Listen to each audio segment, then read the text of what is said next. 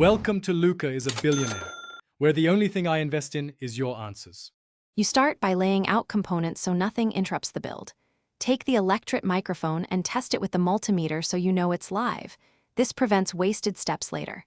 Once confirmed, place the LM386 on breadboard and route power to its VCC pin from the 9V battery, making sure polarity matches.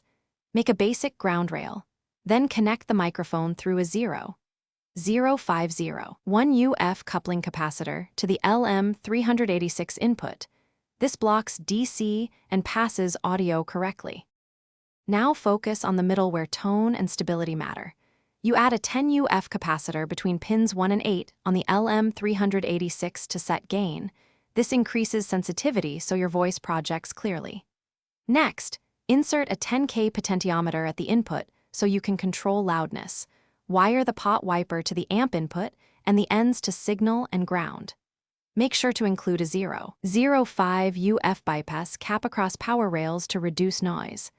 Once stable, transfer the circuit to PCB and solder joints cleanly. Final steps tie everything together and prepare for use. Place the assembled PCB, battery, speaker, and microphone inside the enclosure. Fasten the speaker and add foam to prevent rattle. Then power on at low volume and speak into the mic while gradually increasing. This identifies clipping or distortion early. If you hear hum or noise, make sure grounds are solid and short. Add a 0.1 UF decoupling capacitor across VCC and ground, and confirm the battery is at nominal 9V.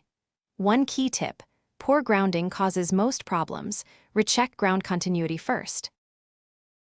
Thanks for watching and please subscribe. It's the best investment you'll ever make.